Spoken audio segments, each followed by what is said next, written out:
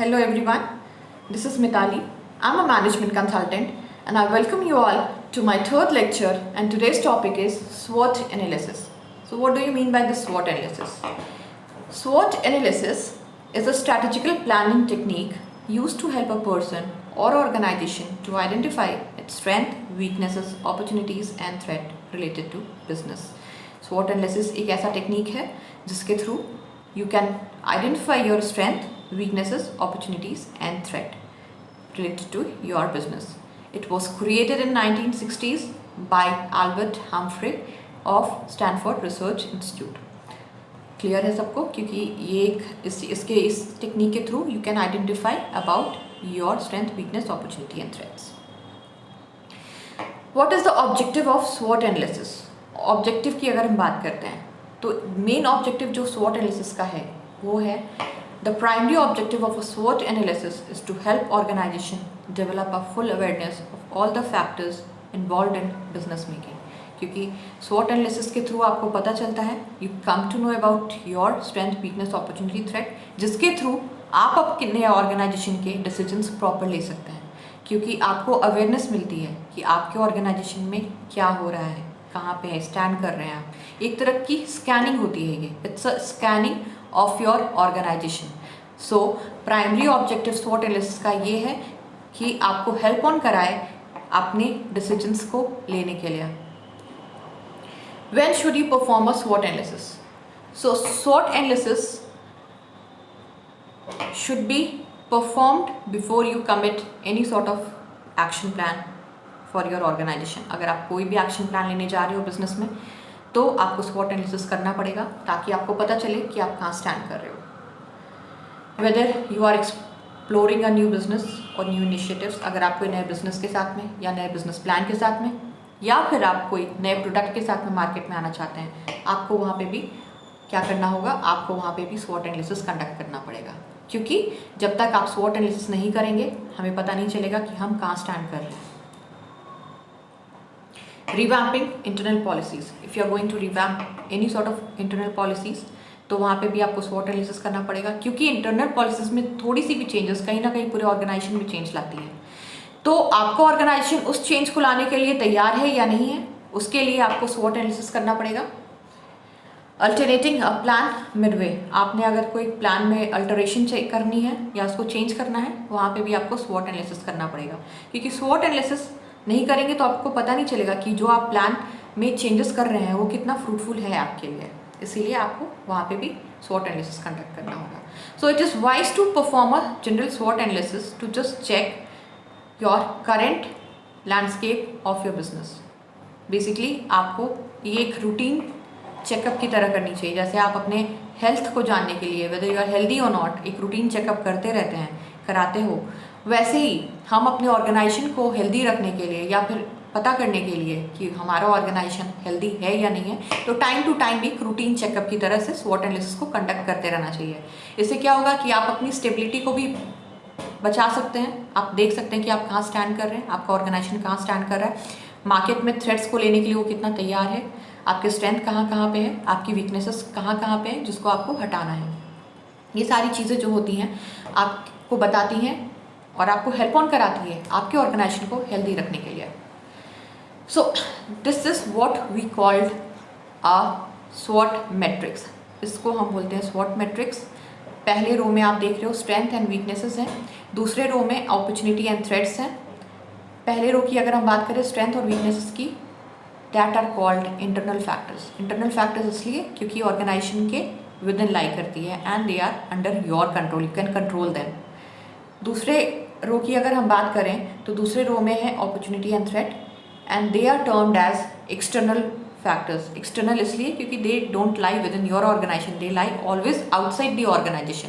हमेशा ऑर्गेनाइजेशन के बाहर लाई करती है ये चीज़ें and they are not under our control. अब हम बात करेंगे फर्स्ट कॉलम की, स्ट्रेंथ एंड अपॉर्चुनिटी.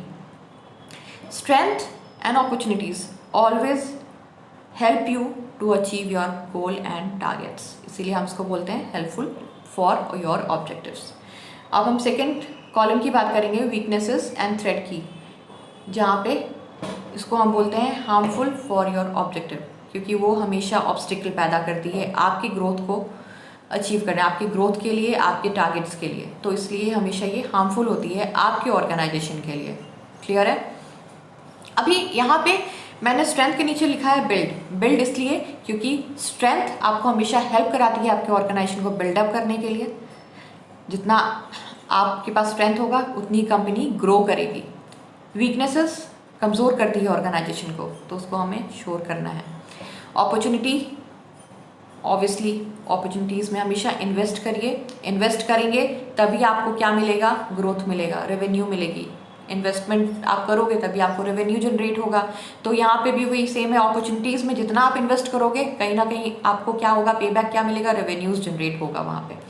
थ्रेट की बात अगर हम बात करते हैं थ्रेट की, तो थ्रेट हमेशा हमें मॉनिटर करते रहना चाहिए, क्योंकि मॉनिटर नहीं करेंगे तो कहीं ना कहीं वो हमारे लिए डेंजरस हो जाएगा फिर, और हम नहीं पता कर पाएंगे कि हमारा कॉम्पिटिटर आगे कहाँ पे जा रहा है, हमारे लिए क्या क्या चीज़ें मार्केट में है जो कि हमारे लिए थ्रेट पैदा कर रही हैं। तो हमेशा अपने थ्रेट को मॉनिटर करते रहिए, ताकि अपने आप को हमेशा प्रिपेयर करिएगा मार्केट में कम्पीट करने के लिए। सो दिस इज कॉल्ड स्वॉट मैट्रिक्स। कभी कभी हम इसको आई मैट्रिक्स भी बोलते हैं। एग्जाम में आपके आता है what do you mean by I matrix, तो वहाँ पे भी आपको क्या करना है? स्वॉट मैट्रिक्स को ही एक्सप्लेन करना है। नाउ स्ट्रेंथ, अगर हम बात करते हैं स्ट्रेंथ की, तो मैंने यहाँ पे एक्सप्लेन करने की कोशिश की है कि किन किन टर्म्स को हम स्ट्रेंथ बोलते हैं। सक्सेसफुल बिजनेस प्लान अगर आपके पास है, that is termed as your strength. Asset of your team such as knowledge, education, network, skill and reputation, अगर आपके पास ये सारी चीज़ें बहुत अच्छी हैं, आपके लिए स्ट्रेंथ का काम करती है। फिजिकल एसेट्स जिसको हम बोलते हैं कस्टमर, आपके पास अच्छा कस्टमर बेस है, इक्विपमेंट्स अच्छे हैं, टेक्नोलॉजी आपकी एडवांस्ड है, कैश भी अच्छा है, पेटेंट्स लिए हुए हैं आपने, तो आपके लिए ये भी स्ट्रेंथ का काम करती है। कॉम्पिटिटिव एडवांटेज, अगर आपने कॉम्पिटिटिव एडवांटेज मार्केट में बनाया हुआ है, आपके लिए वो भी स्ट्रेंथ का काम करती है। अब हमने इसको कुछ एग्जाम्पल्स के थ्रू समझाने की कोशिश की है। मैंने यहाँ पे एग्जाम्पल लिया है रिलायंस जियो। जियो आते ही तबाही मचा दी मार्केट में जियो ने। तो ये तबाही मची क्यों? क्योंकि उनके पास इनकी कंपनी के स्ट्रेंथ्स थे। स्ट्रेंथ क्या था? इनका बिजनेस प्लान। आज के डेट में सबसे बेस्ट, आज के डेट तक बोलूँ मैं, सबसे बेस्ट प्लान रिलायंस जियो लेके आई। इन्होंने मिलियन ऑफ कस्टमर्स को एक्वायर किया। क्यों? क्योंकि उन्होंने फ्री सर्विसेज दिए अपने कस्टमर को 3 to 6 मंथ्स, और मिलियन ऑफ कस्टमर एक्वायर किया। दूसरा प्लान जो उन्होंने यूज़ किया वो था अपडेटेड टेक्नोलॉजी। अपडेटेड टेक्नोलॉजी उन्होंने 4G LTE का यूज़ किया, जो कि वर्ल्ड की बेस्ट टेक्नोलॉजी मानी जाती है आज तक। ठीक है, क्योंकि वो क्या है? स्केलेबल है 5G एंड 6G के लिए, जो कि फ्यूचर में एक्सपेक्टेड है। तीसरा जो है उनका स्ट्रेंथ, उनकी जो पेरेंट कंपनी है। अगर आप इसका लोगो देखें JIO, उसको आप अगर फ्लिप करते हैं, फ्लिप करेंगे तो वो आएगा oil, and oil is the major business of Reliance Industries. ठीक है, तो इसका जो एक बैकअप उसको जो मिल रहा है वो कहीं ना कहीं उनकी पेरेंट कंपनी से मिल रहा है। सो यहाँ पे जो ये हमने चीज़ें देखी, एडवांस टेक्नोलॉजी, प्रॉपर प्लान, और इनका एक बैकअप जो पेरेंट कंपनी से इनको मिल रहा है, these are termed as the strength of the company, जिसकी वजह से मार्केट में आते ही जियो ने तबाही मचा दी। सारे टेलीकॉम इंडस्ट्रीज बिल्कुल लॉस में जाने लगे, एंड क्या हुआ? एक सैचुरेटेड मार्केट में जियो ने मोनोपोली स्टैब्लिश करी। नाउ जो दूसरा एग्जाम्पल लिया है मैंने, वो लिया है वॉशिंग मशीन्स का, LG, सैमसंग एंड वर्लपूल। आज की डेट में अगर आप, ये सबसे ज़्यादा बिकने वाली वॉशिंग मशीन्स हैं मार्केट में, क्योंकि इनकी टेक्नोलॉजीज़ बहुत एडवांस्ड है। अगर हम LG की बात करें तो उन्होंने ट्विन वॉश टेक्नोलॉजी का यूज़ किया हुआ है आज की डेट में। वर्लपूल की बात करें, बबल सोप टेक्नोलॉजी के साथ में आए हैं ये। सैमसंग की बात करें, सुपर सोप टेक्नोलॉजीज़ का यूज़ कर रहे हैं ये। एंड इट्स नॉट कि ये इसी टेक्नोलॉजी पे रुक जाएंगे, every year they are coming with new technologies. इसीलिए आज की डेट में सबसे ज़्यादा बिकने वाली मशीन्स हैं ये वॉशिंग मशीन्स, क्योंकि कस्टमर भी आज की डेट में क्या हो गया है, उसको भी नई नई चीज़ें चाहिए, वो खुश होता है नई नई टेक्नोलॉजीज़ को यूज़ करके। सो आज की डेट में जितनी आप नए नए चीज़ों को यूज़ करोगे, उतना आप क्या है, मार्केट कैप्चर कर रहे हो। ठीक है, सो यही रीज़न है कि आज की डेट में ये वॉशिंग मशीन सबसे ज़्यादा बिकती है, उनका कस्टमर बेस सबसे ज़्यादा अच्छा है। ये हो गया हमारे स्ट्रेंथ्स की बात। अब हम करते हैं वीकनेसेस की बात। वीकनेस, कमज़ोरी जो होता है आपके ऑर्गेनाइजेशन को कमज़ोर करने वाला पार्ट ये है basically. Weaknesses are the negative factor that detract from your strength. These are the things that you might need to improve on to be competitive. जितना कॉम्पिटिटिव अगर आपको बनना है, if you want to achieve your competitive advantage in the market, तो आपको weaknesses को हमेशा हटाना पड़ेगा, उस पर वर्कआउट ज़रूर करना पड़ेगा। अब वीकनेसेस किन चीज़ों को बोलते हैं हम? वीकनेस बोलते हैं आपके पास अगर लैक ऑफ फंड है तो आपका वीकनेस का काम करता है। If you are having outdated technology, अगर आपकी टेक्नोलॉजी आउटडेटेड है वो भी आपके लिए वीकनेस है। लैक ऑफ स्किल्स, आपके पास प्रॉपर स्किल्स नहीं है, वो भी आपके लिए एक वीकनेस है। अनमोटिवेटेड एम्प्लॉय अंदर ही अंदर कंपनी को खोखला कर देती है। जितना एम्प्लॉयज़ मोटिवेटेड होंगे उतना कंपनी ग्रो करती है, और अनमोटिवेटेड एम्प्लॉय कभी भी आपको आपकी गोल एंड टारगेट्स को अचीव नहीं कराने देता है। Charges high price from your customer से अगर आपने बहुत ज़्यादा चार्जेस अपने प्रोडक्ट के रखे हुए हैं और चार्जेस ले रहे हो ज़्यादा, वो भी आपके लिए वीकनेस है। क्योंकि कस्टमर का अगर एक माइंडसेट देखें तो हमेशा चाहता है कस्टमर मैं कम पैसे दूँ और बेस्ट चीज़ लूँ, ये एक कस्टमर का माइंडसेट होता है। सो अगेन, अगर आपने उनसे पैसे ज़्यादा लिए हुए हैं तो वो आपके लिए क्या होता है, आपके लिए वीकनेस का काम करती है। मैंने इसको एग्जाम्पल के थ्रू समझाया है। एमवे, सब जानते हैं नाम एमवे का, everyone knows. Amway came in India in 1998। उन्होंने अपना ऑपरेशन 1998 में स्टार्ट किया और आज तक इन्होंने एक प्रॉपर पोजिशनिंग मार्केट में नहीं बनाई हुई है। रीज़न, पहला रीज़न तो ये है कि इनकी विजिबिलिटी नहीं है। अगर आपको इनका प्रोडक्ट लेना है तो आपको या तो उनके साइट्स पे जाना पड़ेगा या तो आप उनके एजेंट्स के थ्रू बात करो, और हर कस्टमर प्रॉपरली ना तो इंटरनेट अवेल कर सकता है, क्योंकि अगर हम ईच एंड एवरी कस्टमर की बात करें तो वो नहीं करता। इंटरनेट सब कस्टमर्स के पास में नहीं होती है। आप एजेंट्स भी आप सबके पास नहीं जा सकते, ठीक है ना। इनका एक प्रॉपर आउटलेट है जहाँ से बंदा प्रोडक्ट खरीद पाए। दूसरा जो वीकनेस है, इनके प्रोडक्ट की प्राइसिंग बहुत हाई है। इतना हाई कॉस्टली प्रोडक्ट हर कस्टमर नहीं खरीदना चाहता। और थर्ड, इनकी विजिबिलिटी नहीं है मार्केट में, ना इन्होंने टीवी में ऐड दिए हुए हैं ना और कहीं। अगर किसी को पता भी चलता है एमवे के बारे में तो वर्ड माउथ ऑफ पब्लिसिटी से, दैट्स इट। तो यही एक रीज़न है कि आज तक 1998 में ऑपरेशन स्टार्ट करने के बाद में भी आज तक उन्होंने एक प्रॉपर पोजिशनिंग मार्केट में नहीं बनाई हुई है।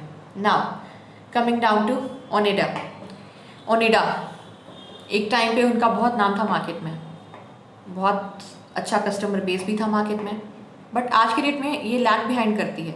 रीज़न बिहाइंड कि पहला जो इनका वीकनेस है वो ये है कि प्रॉपरली इनका मार्जिन प्रॉपर नहीं है, इन्होंने अपने सेल मार्जिन को प्रॉपर नहीं रखा हुआ।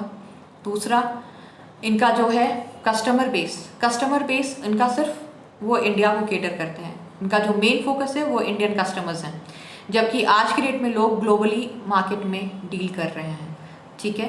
तो एक तो ये इनका पॉइंट है वीकनेस का कि सिर्फ वो इंडियन कस्टमर को फोकस कर रहे हैं। थर्ड, टेक्नोलॉजीज़, ये अपने यहाँ पे प्रॉपर अपडेटेड टेक्नोलॉजीज़ नहीं यूज़ करते।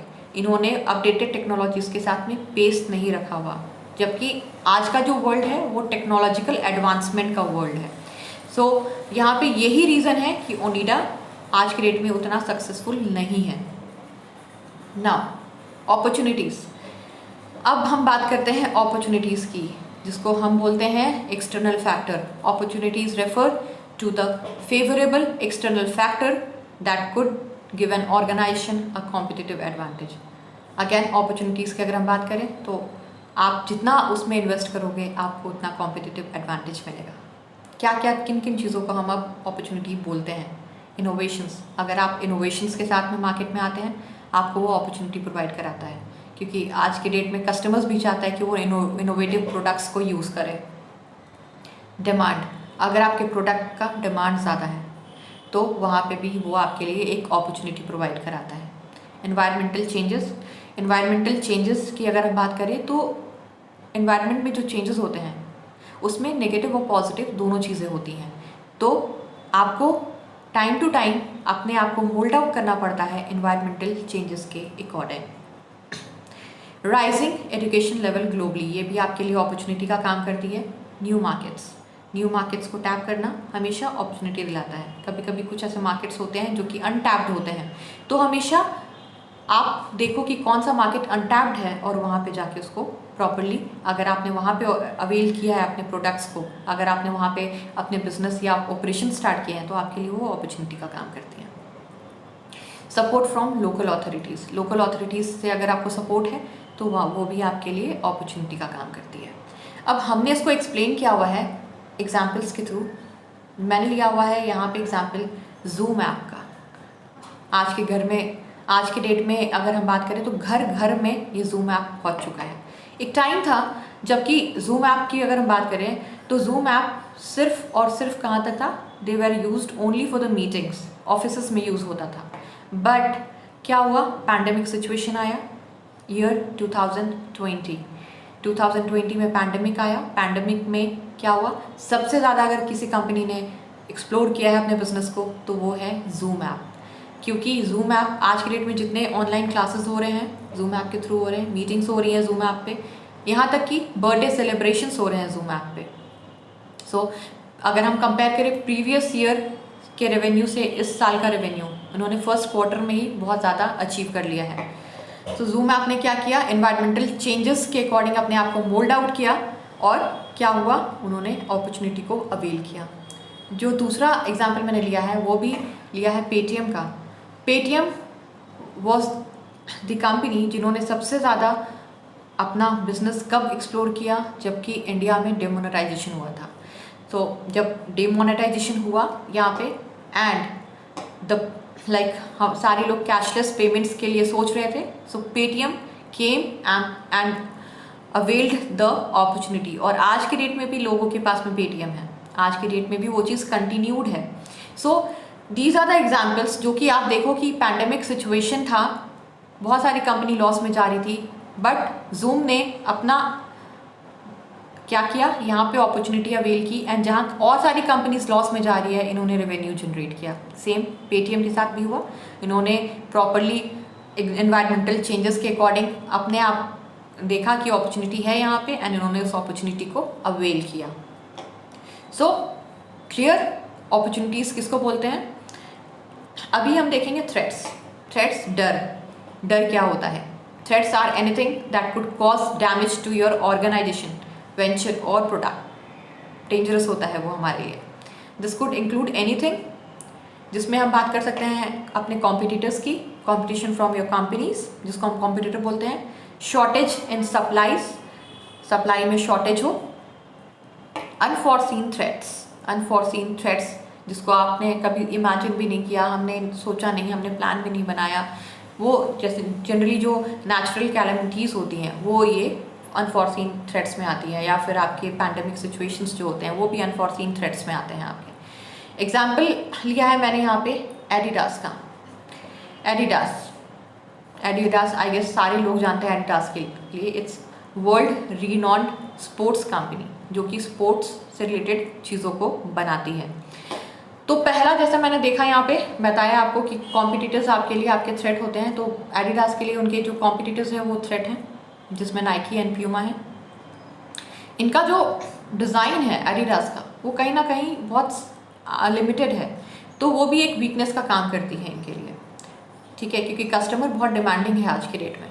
तो यहाँ पे एडिडास के लिए एक तो थ्रेट आपके कॉम्पिटिटर्स का हो गया, दूसरा लिमिटेड डिज़ाइंस। थर्ड जो कंपटीशन इनको है, जो थर्ड जो थ्रेट है बेसिकली, थर्ड थ्रेट है इनके फेक प्रोडक्ट्स।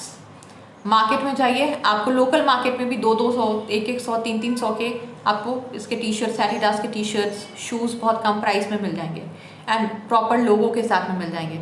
तो कहीं ना कहीं ये एडिडास के लिए एक बहुत बड़ा थ्रेट है, ठीक है, जिसको वो मतलब ऑब्वियसली इनके लिए थ्रेट है और इनके बिजनेस को वो चीज़ हैम्पर करती है। तो ये एक थ्रेट का एग्जाम्पल मैंने लिया। दूसरा मैंने एग्जाम्पल लिया हुआ है pandemic situation, corona virus which of year 2020। So 2020 pandemic situation ऐसा आया कि सारी कंपनीज लॉकडाउन में घर पे बैठ के काम करने लगी। कुछ कंपनीज बंद हो गई, कुछ कंपनीज अगर चल भी रही हैं तो उन्होंने अपनी पॉलिसीज़ में बहुत चेंजेस करे हैं। सो कहीं ना कहीं फिर आपका यहाँ पे कंपनीज, मैन्युफैक्चरिंग कंपनीज बंद हो गई।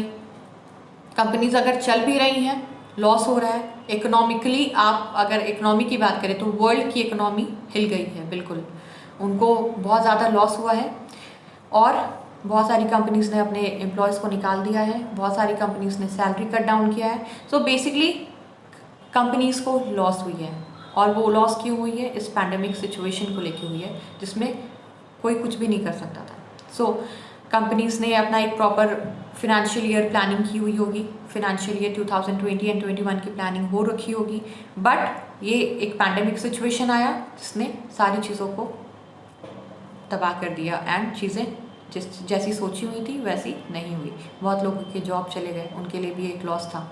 सो इस लॉस को कवर अप करने के लिए शायद बहुत टाइम लग जाए, तो these are termed as threat, ठीक है। और कभी कभी ये जो अभी हमने देखा है, इन सब अनफॉर्सीन चीज़ों के लिए हम कंटीजेंसी प्लान बनाते हैं, जो कि अभी कंपनी ने बनाई है कि अगर हमें कंपनीज को रन कराना है तो ये सब जो part work, salary cut down and all, ये सब कंटीजेंसीज प्लान बोलते हैं इसको, जो हम आगे पढ़ेंगे। कंटीजेंसी प्लान अनफॉर्सीन चीज़ों को लेकर बनाई जाती है। सो अब अगर हम कंक्लूड करें स्वॉट एनालिसिस को, तो स्वॉट एनालिसिस बेसिकली हमें हेल्प ऑन कराता है अपने strength, weakness, opportunity and threats को आइडेंटिफाई करने में। इस मैट्रिक्स के थ्रू हम अपने स्ट्रेंथ्स को मैक्सिमाइज करेंगे और वीकनेसेस को मिनिमाइज करेंगे, और अपॉर्चुनिटीज़ को हम मैक्सिमम क्या करेंगे, अवेल करेंगे तभी तो हम रिटर्न पाएंगे उससे। एंड थ्रेट्स को हमेशा हमें मॉनिटर करना होगा, क्योंकि अगर हम थ्रेट्स मॉनिटर करेंगे तभी हम अपने आप को प्रिपेयर कर पाएंगे मार्केट में प्रॉपरली compete करने के लिए, ठीक है। Now that's all for today. कोई प्रॉब्लम, कोई क्वेरीज हो, you can text me on my comment box और you can mail me in my email ID mithali.rani1, and we'll meet on our next lecture. Thank you for today. Have a nice day.